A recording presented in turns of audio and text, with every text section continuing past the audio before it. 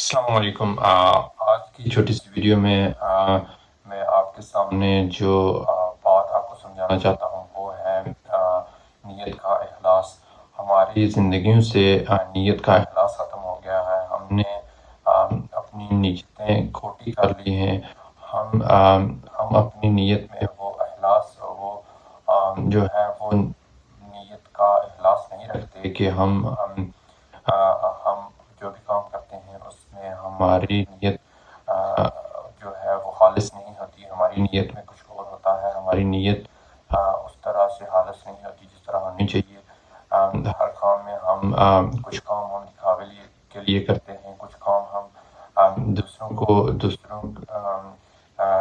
کی وجہ سے کرتے ہیں، کچھ کام ہم جو ہے خانہ پوری کے لیے کرتے ہیں۔ تو کوشش کریں کہ اپنی زندگی میں جو بھی آپ کام کریں وہ نیت کے ساتھ کریں، اس میں اخلاص لائیں۔ جیسا کہ میں آپ کو ایک مثال دیتا ہوں کہ ہمارے ہاں اب جو بھی اگر کوئی فوت ہوتا ہے تو ہم لوگ جنازہ پڑھنے کے لیے جاتے ہیں، لیکن اس نیت سے نہیں جاتے کہ ہمیں کہ جنازہ جو ہے فرض کفایہ ہے، اور جو ہم کسی کا جنازہ پڑھنے جائیں گے تو اس نیت سے نہیں جاتے کہ ہم نے بھی اس جگہ جانا ہے، ہمارا بھی کوئی جنازہ پڑھ رہا ہوگا، ہم نے بھی مرنا ہے، ہم نے بھی قبر میں جانا ہے۔ اگر ہم اس نیت سے جائیں، ہماری نیت اگر اس طرح کی ہو، ہماری نیت میں اس سے ہمیں جو سیکھنے کے لیے یہ جنازہ رکھا گیا ہے، اس سے ہم سیکھیں کہ ہمارا بھی کل جنازہ کسی نے پڑھنا ہے، ہم نے بھی قبر میں جانا ہے۔ لیکن ہم آج کل جو ہے وہ جنازے میں صرف دکھانے کے لیے جاتے ہیں کہ میں نے بھی جنازہ پڑھا ہے، یا کسی کے جنازے پہ میں بھی آیا ہوں، اور ان جو فوت شدگان ہیں، جو فوت ہوتا ہے بندہ، اس کے رشتہ داروں، اس کے اہل و اقارب کو دکھانے کے لیے کہ ہم بھی جنازے میں آئے ہیں۔ ہماری نیت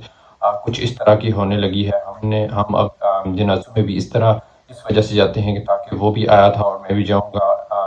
یا اگر میں نہیں گیا تو وہ کہے گا کہ یہ نہیں آیا، یہ بندہ نہیں آیا۔ حالانکہ یہ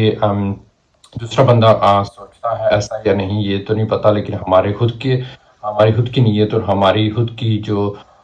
سوچ ہے اس میں یہ فطور آ گیا ہے کہ ہم سوچتے ہیں کہ ہم نے جنازہ پڑھنے کے لیے اس لیے جانا ہے صرف کہ وہ آیا تھا، یا وہ یہ کہے گا کہ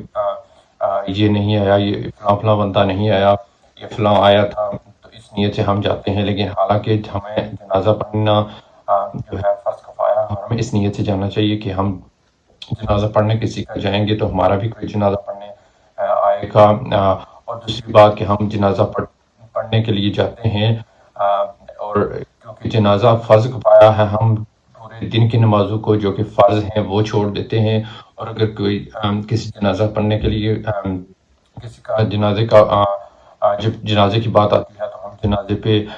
جاتے ہیں، اور ہم یہ سوچتے ہیں کہ ہم